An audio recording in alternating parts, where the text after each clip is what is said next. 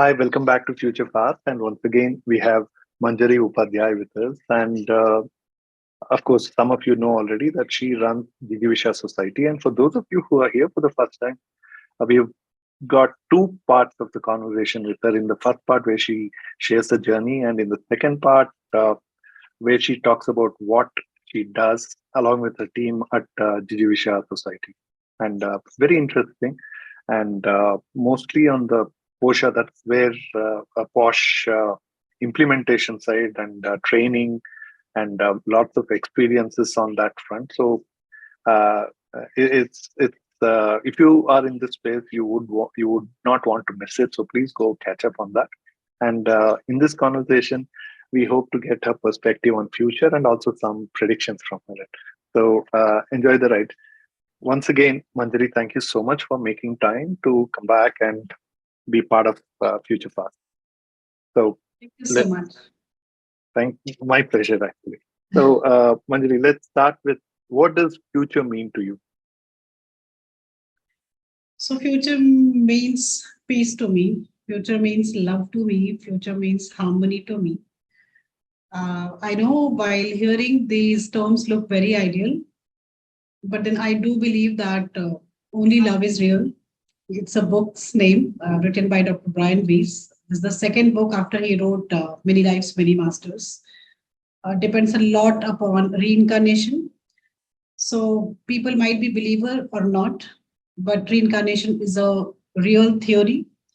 And the gist of the whole book, the whole concept is actually only love is real. So I do see a beautiful future ahead where people would love each other, would be there to uplift each other. It might take ages, decades, centuries, but it will happen. That's that's one very that's one thing which I'm very hopeful about. Well, Now, actually, many people would be happy about it because we have war situation happening and people are talking about escalation. People are talking about it could escalate to becoming a world war. So, uh, given all that, and also the elections across the globe, right? I mean, we also had the elections complete in UK and also change of guard. Now, US elections are happening. There is some more to go in the Europe. So, India already, we've gone past that. So, there is so much of polarization at every election across the globe. true. So, so given that last thing I think anybody has in mind is that love and peace. So that you actually think that there is hope for it. So good. Yeah. So, So so that's a very obviously you don't see a negative thing going forward in all your efforts. You see things going to get only better.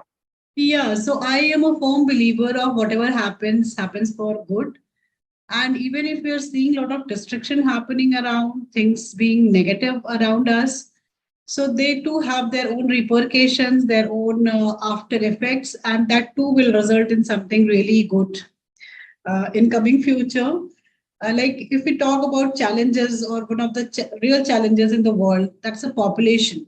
The whole SDGs have to be formulated that the population can be treated well, that everybody could utilize the resources. Now, recently we had this World Population Control Day. So people feel that controlling population is that in our own hand using maybe contraceptives or in any other means and measures. That way we are being able to, or making policies, we look up to the policy makers and we just forget that nature has got its own ways to fix things. When we overpopulate as human race, obviously only humans are overpopulating and none other species we are letting them overpopulate. So when we are doing that, nature has got its own ways of fixing. And in last 4 years, we have seen how brutally human species has been, either being killed or it died out of the COVID. See, in last 4 years, I think millions of people have died out of either out of the disease or the wars. So it is just very shallow for us to realize that we control everything here on this earth, but then there is a reality which is beyond our thinking power. Yeah. So, and ultimately, everything is going to happen, which will refurnish, rejuvenate the whole planet, the whole like Srishti, the whole nature, and whatever best will be remaining, that we will be able to witness. So, Yeah. Manjari, if I say you are suggesting that population will not grow any further, it will actually taper down. Will I be putting words in your mouth, or do you agree with that?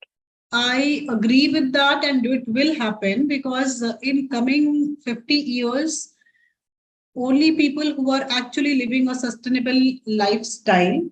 When I say sustainable lifestyle, matlab being around the nature, being with nature, working for nature, and natural rejuvenation. Those people will be on the survival end edge.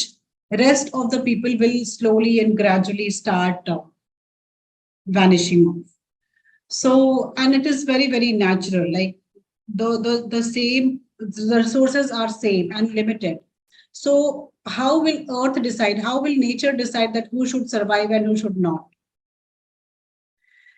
I mean, we also love the people who give us back or who contribute something in our lives. Same way nature functions.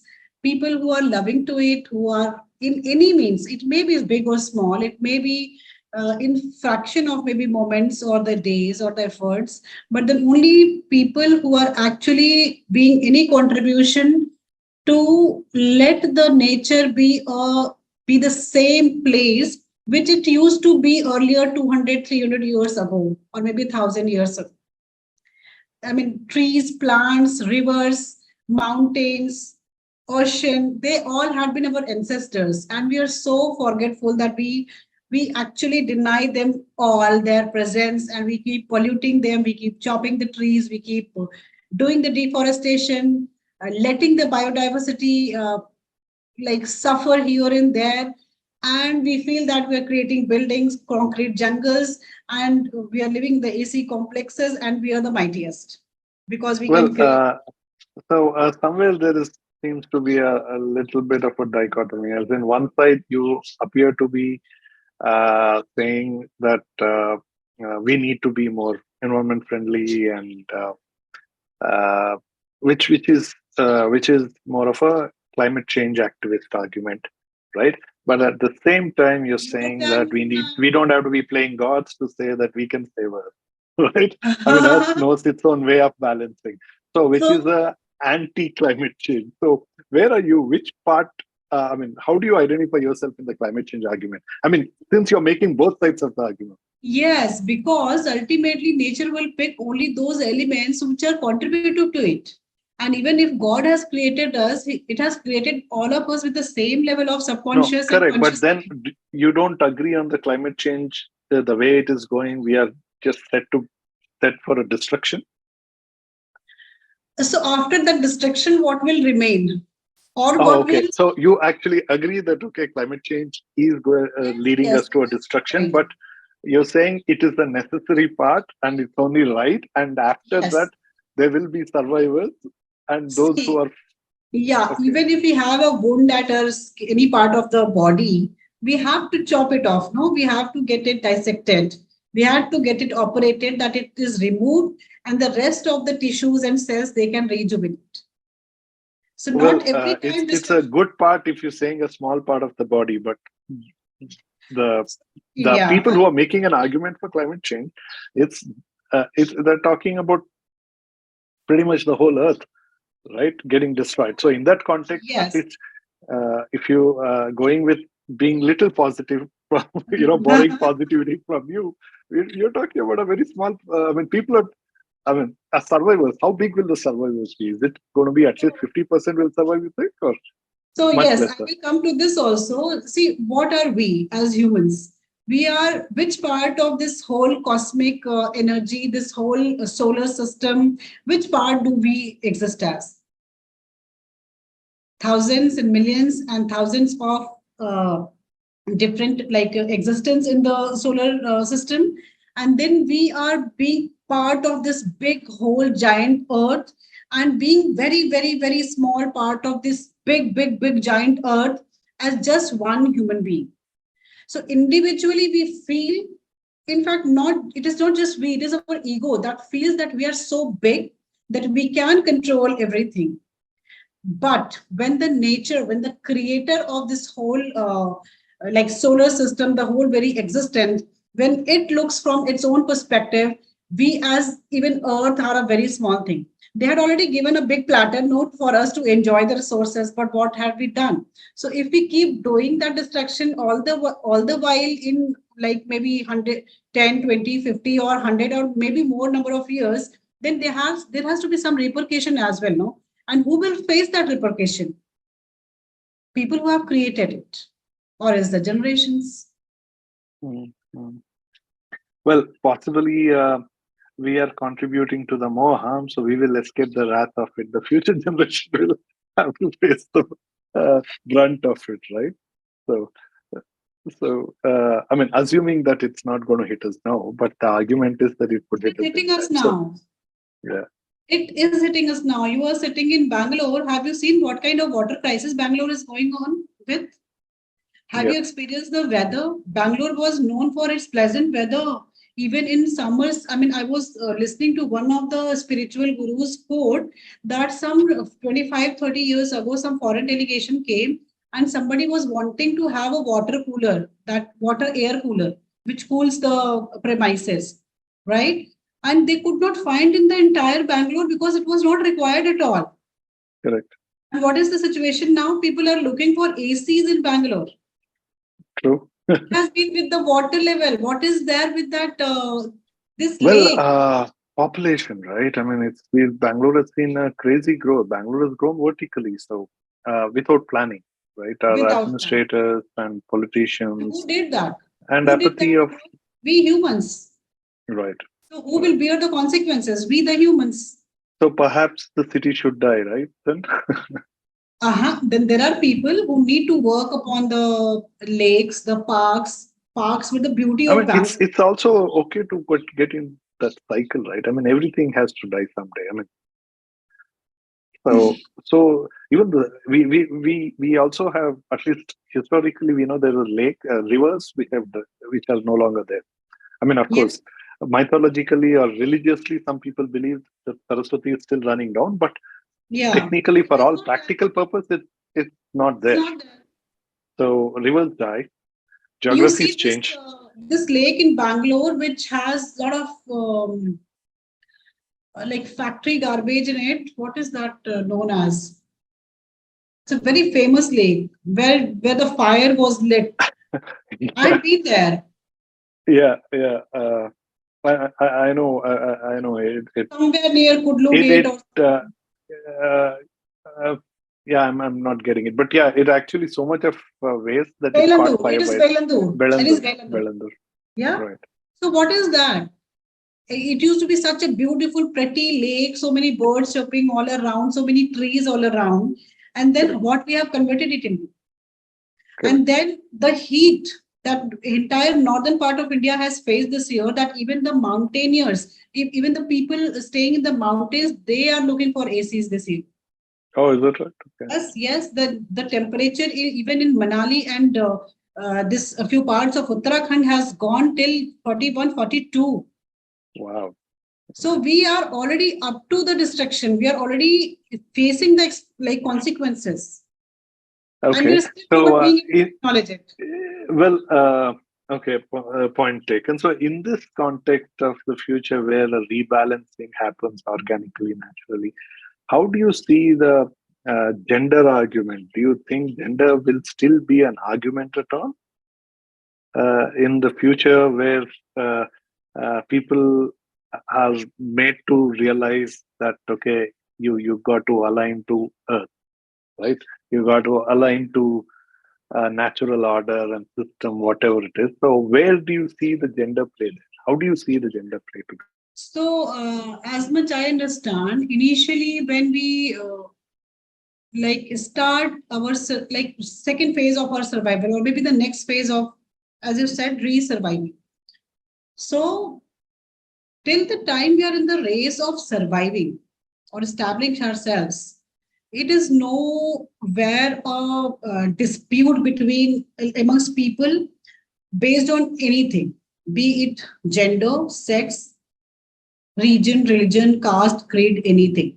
Even if we go for the ancient times, the Adi Manav Yog, apes era, did they have any such argument based on the gender, based on the race, based on the region and religion? Because they were not owning the properties. The concept of ownership of properties did not exist. Until the time this concept was there, not there, there was no fight amongst people and no arguments as well. Even women could practice polyandry as men could practice polygamy. All it evolved through what? It was through ownership of the property. And when men started, and very beautifully, the tendency of giving this ownership started with men. When men started owning their properties, there came a question of inheritance. So everything is aligned with the property. So yes, when it was is that I mean, okay, I mean, today it is a man's world to a large extent, so it is fair to say. But some parts of India, we still have inheritance going with the mother route, right? It's a very rare part. Yeah, we have it here in Kerala, and some communities follow Few that parts in Bangalore. of Assam is there, yeah. Few parts of Assam and few part of Bengal also. Yeah. Oh, yeah. But the So what we call a matriarchal system. society, yeah. But yeah, there is still seems to be a balance. So it is again aligning to the man, but okay, broadly uh, it is at least referred to it that way. So uh, it was not always the male dominated. It looked like there was equal. Some parts had women controlling the ecosystem. Some parts had men, but eventually it looked like men took over. So you see, so we are better off in a survival mode because at least that way that way we remain more equitable and nobody's trying to be one up over another. Yeah, in the initial phase for sure. And when we talk about this whole concept, also know that the more like largest part of the world is being seems to be led by men, which is true. Like even in a country like America, which is the biggest superpower of the world, they are yet to get a female leadership there as a president. Do we notice this? Yeah. If Michelle Obama has to get married, she will go and stay with Barack Obama instead of Barack Obama coming and staying with Michelle, right? So that patriarchal system has been evolved because women could give birth to a child as a result of that sexual like conjugation. The women's body is only the women's body is equipped to have and conceive a child and give it a birth, and then power of lactation is also gifted only to women. And during that whole process of nursing and maternity, it felt that it is good that they stay back home, they take care of the household chores, and the men are going out and they're hunting and bringing food and resources, and afterwards money also. So slowly and gradually it became a bifurcation, and it became a gender based role that men have to do this and women have to do this part of it, which again, if there's a re-survival coming, rebalancing is happening, obviously in the beginning period, it won't happen, it won't exist. Of late, if the level of greed and ego will eventually increase, this will happen. And then, well, but see, in the West also today, West has seen.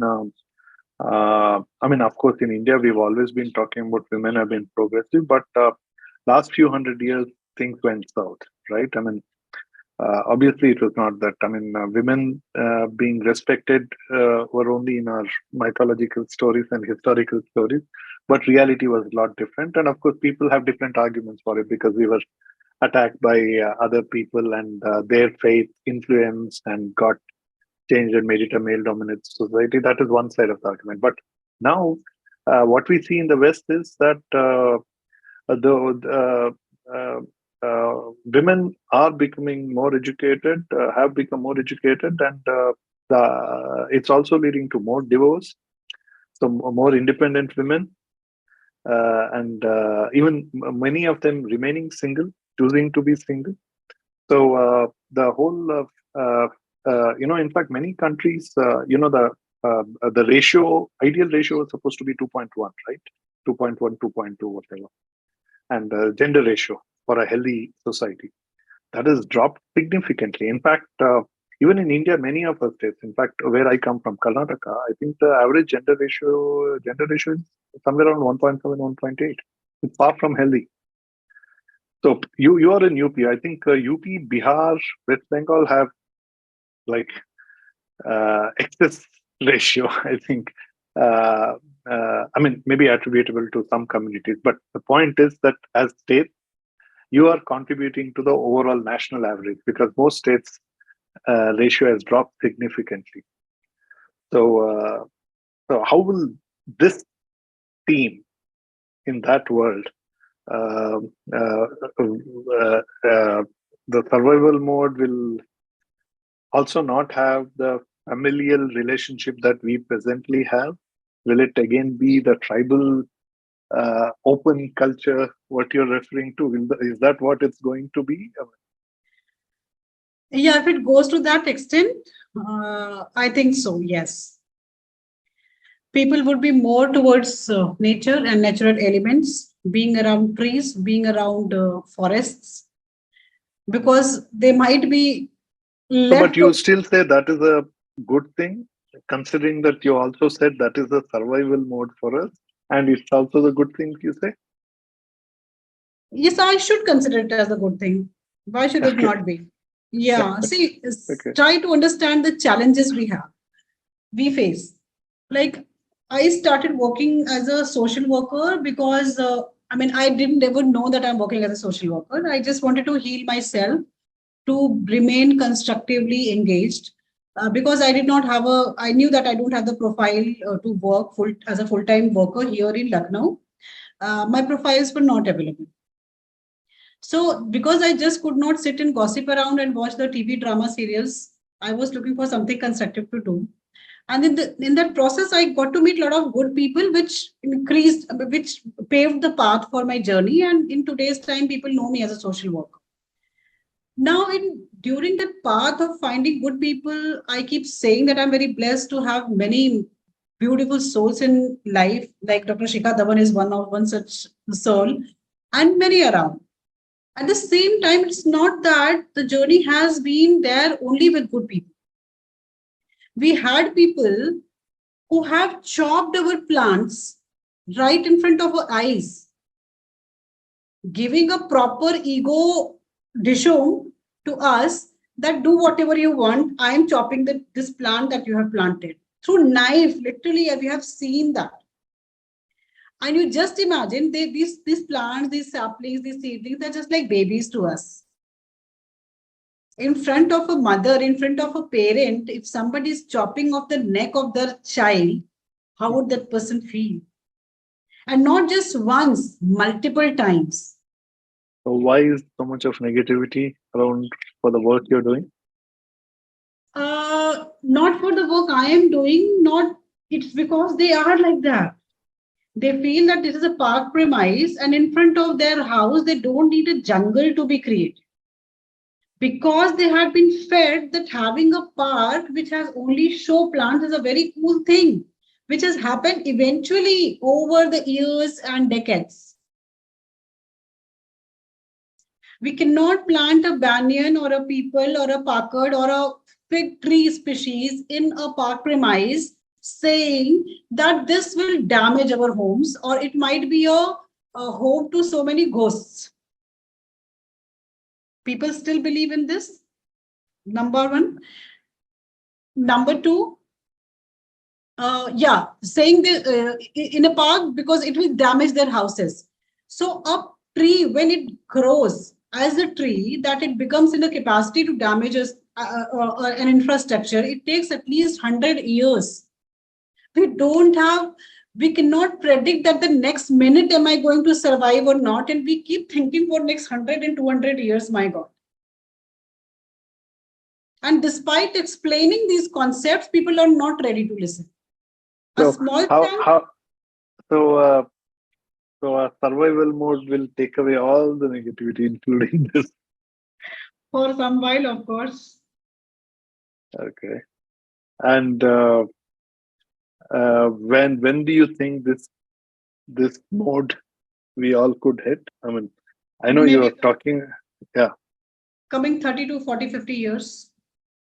It will happen eventually. It will happen eventually. It's not that it will come in just one go.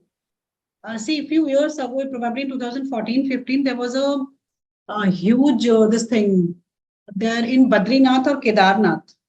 Huge floods. Correct. So people evolved. What were they? People evolved this illegitimate buildings there, unauthorized ones. And what did happen? In just one go, maybe in few hours or maybe in a day or two, everything vanished. So Thousands that's of people major, died, right? yeah. We know how the glaciers are melting. We know how the poles are melting. And there are people who are so intelligent who have started purchasing land on the poles also. I mean, this is a news. I'm not very sure that how true it is. But then people say that Bill Gates have started purchasing land over there because he knows that in coming 40, 50 years, that will be the only place where you will be able to cultivate. You'll be able to do the agriculture. Okay. Okay.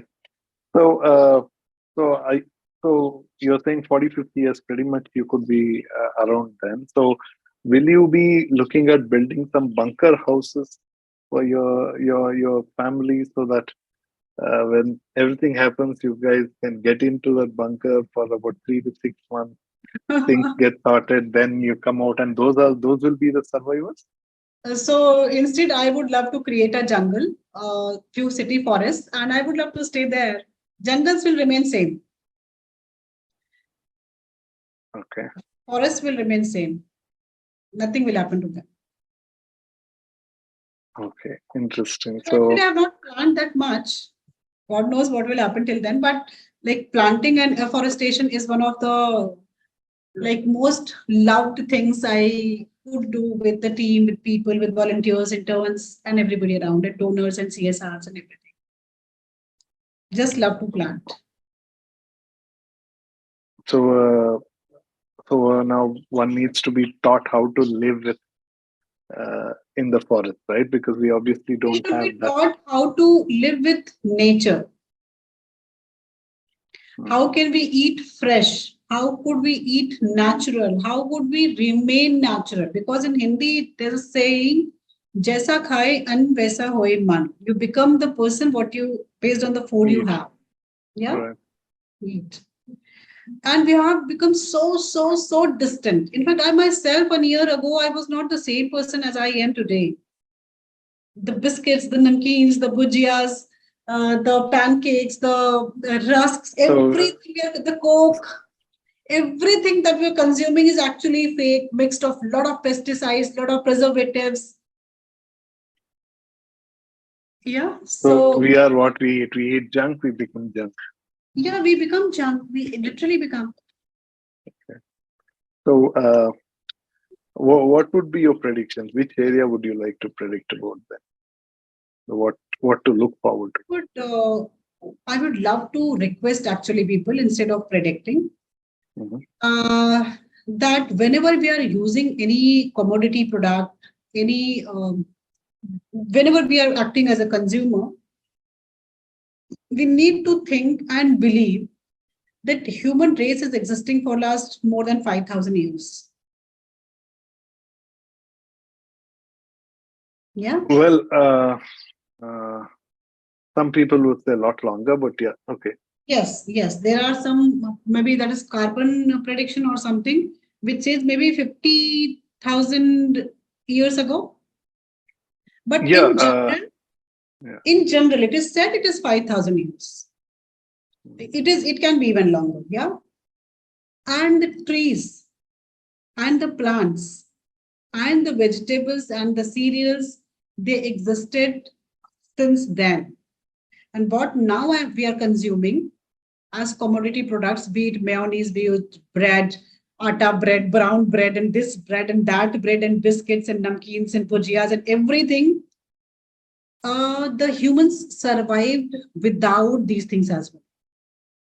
We required colon to clean our premises. When colon did not exist, it does not mean that people were not living with cleanliness. Yeah. So I'm not saying that leave everything and become an Adivasi and just live in jungles, but being in the same premises, how could we minimalize the usage or actually abuse of the things, the commodity products, which are being showcased just as food-like products? They're actually not food, but food-like products. And why I can say so, have we, any one of us as the viewers or you and I, have we ever seen that a leaf of spinach, that sag, is ever been advertised?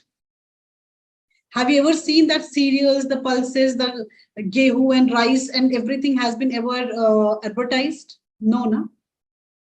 Because Mother Nature knows that it is the requirement of the human race and other species. It does not require to advertise what it gives. And what is need to be advertised in this world is certainly a profit-making product. It may be food-like product as well. And once we start doing some good work with the food we are consuming or food-like product we are consuming, eventually and gradually our thought process also starts getting in alignment. And then we might start working on a little bit of things. Like one recent very drastic, few very drastic changes which has happened in last 10 years, just 10 years, because I am 42 now and I can say this with a lot of experience. The addiction to air conditioner is the evolution, negative evolution of last 10 years. Tell me if I'm wrong. There are people who say that I cannot survive without AC, man. There are parents who go and fight in the schools literally that my child, his cheek got red, pink. Why was he not carried from the corridor where the corridor also has the AC? That's one thing. And the other one is, because I don't have any one here in the premise, it is plastic bottles of water bottles. Every function you reach, you'll find at least thousands or 1,500 or at least 2,000 of the water bottles being half consumed. So we are actually abusing a very, very powerful resource, very powerful element for body, which is water. And then we are polluting the earth with that extra amount of plastics. 1 million plastic bottles every hour being purchased. This is the new normal of last, I would say 5, 6 years, 8 years. Earlier, it started with that 1 liter ka bottle and gradually it become small. Something which Mother Nature has given us in abundance. First, we commercialize it, and to commercialize what could be the best way to keep it, resource it, that became the plastic bottles. And how it is in the life, people feel so cool to offer plastic water bottles to the people, and people like us, when we respectfully say that we try avoiding plastic, and this also is one of our ways that we don't drink water with the plastic bottles, they feel, my God, which people are they? Which era they belong to? Well, I probably will share a separate note with you, which maps out what is the most sustainable product compared to a plastic bottle. Between a plastic bottle, a metal, or a steel bottle, a glass bottle, and if you will, paper cup, right? What is more sustainable? So, incidentally, all the 360-degree or a full life cycle study actually shows plastic is far more sustainable. So there has been a very sustained argument, but maybe we'll talk about it offline. I'll share Would these love to documents understand with that, you. how it is. Sure. Sure. I think, but the primary problem, what you're trying to talk about is that why do people don't use that bottle, carry it and finish off that water and dispose it responsibly? Because what we have is a problem of uh, littering, right? Throwing it away randomly and everywhere and not disposing it plastic waste or any waste properly. And two, our own effort in recycling these waste.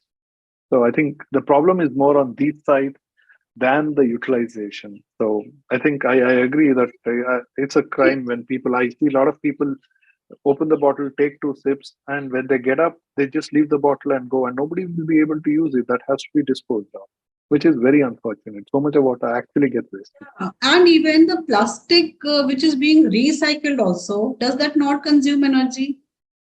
Does that not require power Well, to be recycled? incidentally, that's the full life cycle analysis shows that life cycle analysis shows what energy it takes from point of making it to usage and post usage also how it can be. So obviously technologies have to be developed, evolved a lot more, but the amount of energy it takes to produce a glass bottle and the life of it, and in terms of if you just junk it. So usually the LCS shows if you just junk them, what happens? Not recycle them or repurpose them, if you just junk them. So the number of years, a glass bottle takes nearly 1100 years to decompose. So which is almost 3 times a plastic bottle takes. And the amount of energy it takes to make a glass bottle, you could probably make thousands of plastic bottle at the amount of energy a one glass bottle takes to make. And likewise with steel, by the time it is even made into steel from mining ore, Hmm. itself the whole energy consumption. So there is a different argument on the amount of energy that gets consumed in the Okay. process. So we'll keep that aside, but I This is an agree with you on interesting. the This is habit. actually an interesting part for me. So I would like to understand it, in fact, in little more deeper, because everything should come to me as, I mean, to all of us as new learning. So what about the recycle? I mean, concept of reusage. If a steel glass is being manufactured once, it Right. can. Well, the LCA study I had looked up, there were various studies. So they talk about how many number of times on average usage happens of a certain capacity material in terms of. So those studies actually considering the multiple usage of the steel bottles versus the limited usage of plastic or limited use of glass bottle actually take into account. So even paper cups for that matter. Uh, uh, so there was an argument that paper cups which are coated with the plastic uh, for drinking hot beverages is harmful. But whatever the research refers to, uh, assuming that a hot beverage is poured to the paper cup is poured at a temperature of 95 to 97 degrees. Believe me, you can actually pour that kind of a hot beverage to a steel cup or a glass cup, but we can't be drinking it. It has to be just kept aside. An ideal temperature, what is served anywhere for any beverage, even in a steel cup or a ceramic cup. So ceramic is another one, which actually, ceramic cups, uh, bowls or plates have survived for 4,500 years. So, I mean, on the ground. So they have not disintegrated even after 5,000 years, 4,500 years. So this plastic in the paper actually holds it if you're able to pour it within 85, 87 degrees, and that's the ideal temperature in which you can consume a hot beverage.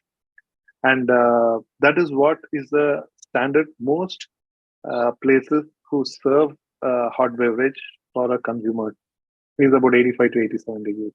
So the research somebody did use that 95 to 97. which is if you're boiling something in a vessel, it is good to boil at that temperature. But if you're serving somebody, it would be foolish to serve anybody at that temperature, even if you're serving it in a ceramic cup or a glass cup or a steel or a silver or whatever you use, right? So, and another argument they make is that people use that cup and the microplastics get into their body. But point is, if you actually pour that hot uh, beverage into any paper cup coated with plastic, it just melts there itself. It gets wasted. You can't possibly even lift it up because it just crumbles down. So there is no way one can even consume it, let alone take that microplastics into it. And a lot of people talk about microplastics being harmful, but unfortunately, our body so far has found, the studies have found microplastic in our body, but there is yet to be a study which actually suggests that microplastics are causing cancer or any other harmful impact on our body. But yes, it has been found in our body, but it has not been seen as how it is harming our body yet, as per a number of So we are roughly waiting six, for that. 7 studies. So a lot of people are see, unfortunately, I think a lot of people don't read research documents. Most people get away only reading the headlines. A few people read the abstract, and True. very few people actually go down to read the research Yeah, paper. that is So, right. Reading has not so remained any way a cool thing. yeah. So well, it's not about these things. So it's coming back to your thing. I'll be happy to share those things with you for your Sure, sure. reference and study. Yeah. So so one is that. So is there any other thing as a prediction you want to say that this is what I mean? It's not about being right or wrong. I mean, if you think this is the way it's going, and perhaps uh, people will start preparing better today. So my one-time advice is this only. I mean, recommendation, a humble, like handhold recommendation is this, that we could survive without many such things which we are living with today. We just need to find out which one thing we can like stop consuming from today itself. That will really not make a lot of difference in my life, in my comfort actually. We have become so prone to comfort, so which might not cause a lot of discomfort to us.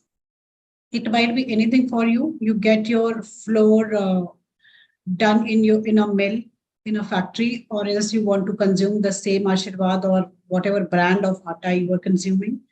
You still want to put that whole mayonnaise on your bread and have it, and all that liquid chocolate and putting that on the bread and have it and sending it, I mean, giving it to a child. Whatever lifestyle modifications you feel that is viably possible for you to make sure, at least for next 30-35 days, and then you can gradually and eventually come to an extent that, yeah, now this I can live a life without discomforting myself, and this will lead to me a healthy life, and then make small changes, because lifestyle changes are important. Do a bit of exercises. See, there's a concept of doing at least 1 hour stretching or exercise or heavy exercise, heavy weight, doing squids. What is it called? Squids, whatever it is. Which few forms of gymming? Yeah, Squats. hit the gym, squats. Yeah, hit the gym, go to swimming. So if that is possible for you, do that. It is good to have a 1 hour regime of exercise in the life. If not, do it for 5 minutes. I mean, because you're It not being able, works. it At works. least something is better than nothing. You're saying, okay. Yeah. See, what happens is, why I say this, because when you do it every day for 5 minutes, and maybe in a month time, you start finding the results, the positive results on the body, you yourself will get motivated to do it for next maybe 10 minutes, and then 15 minutes, and then for maybe 30 minutes, and then to 1 hour. For a lazy person, like I used to be an extremely lazy person, I shared it earlier also. For a person like me, telling all the time that you have to do a workout for all the 1 hour altogether in one go, it was practically a challenge for me, and I accept it happily, right? So what was the solution? I gained weight. Because of weight, there were a lot of other problems, health issues they started initiating. So what's the way out? Should I have waited till the time I become I suffice to take out 1 hour time, and then only I start, or else I should start with 5 minutes time. It may be staring, it may be switching off my own switches, it may be moving just a little bit in the home itself. And those 5 minutes time that accumulated in a way that nowadays I can sit for 25-30 minutes all together at one stretch in Vajrasan. That is one of the asanas very good for uh, the blood circulation of our body, because it is the calf muscles are being exercised and it improvises the blood circulation. It is said to be the lateral heart. So the same person who could not think of working out for an hour, now at one go can sit, I mean, for 25-30 minutes in Vajrasan in one posture. So this positive change I could attain because I did it in a small go. Small, bit by bit. So I would also recommend, if you two are as lazy as I am, make small changes, but be consistent.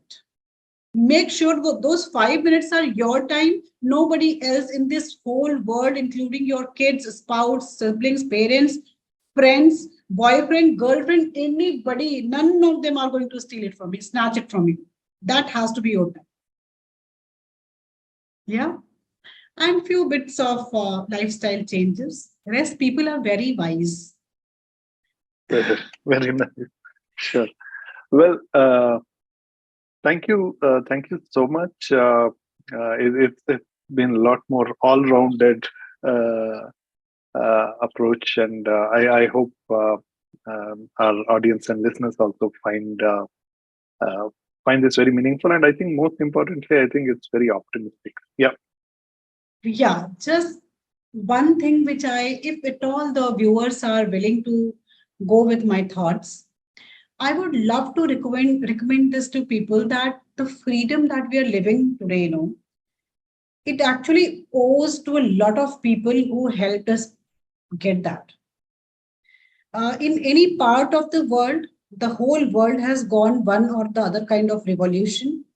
The civilization has changed multiple times in many folds, and the current life that they are living, I mean, the parts which are living with freedom, I'm not talking about the people where the terrorists are overtaking things, but the people who are being able to live with liberty, freedom of speech is there. They can choose the kind of livelihood they're wanting to, they're skilled with.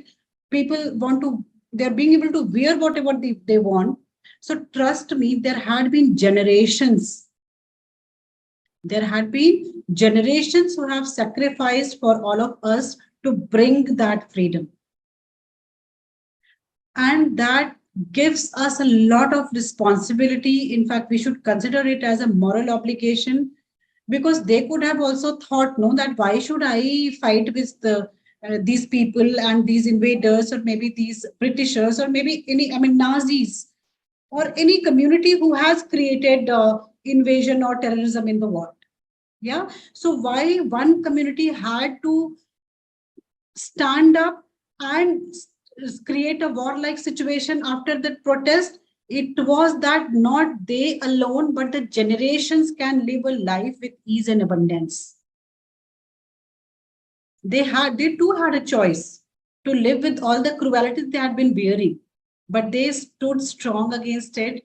And then it gives us the moral obligation that every day, if not on a very big level, but at least a small deed of kindness we can do with people around. It can be with anybody. The watchmen are around, the domestic helps are around, the needy people are around. I mean, feed your maid every day. One full So meal. what you're saying is express your gratitude Yes. for the freedom that you have today in Yeah. some fashion on a Yeah. daily basis. That Excellent. is a handful request to everybody. Our freedom is just not our own. Like these days, there's a very fancy quote, no, my life, my choice. No, your life could not have been your own choice if they did not choose to sacrifice their lives against the odds they faced. All right. Right. Okay. I think that's a great message, and I think, yeah, there are lots of studies also suggest that a sense of gratitude is one of the best way to bring about a very positive change in oneself. Yeah, And you're not really suggesting a positive change, but just be that. So, yeah, which will, I guess, the studies suggest that it does bring about a positive change in that person also. If it they does. It does. have People who meditate, if the ultimate salvation which they aim for, if in a scale of 1 to 10, that scores 10, so meditation alone takes you from 1 to 7 to 8, something between 7 to 8. That powerful it is. wonderful, excellent, and once again, to the audience and listeners, you have the links to follow Manjary Upadhyay and what kind of work she does. She also has a very active YouTube channel and also on Instagram. The links are below this podcast. Of course, most of her channel, the conversation is in Hindi, and obviously, all those who enjoy Hindi, that's the place you go.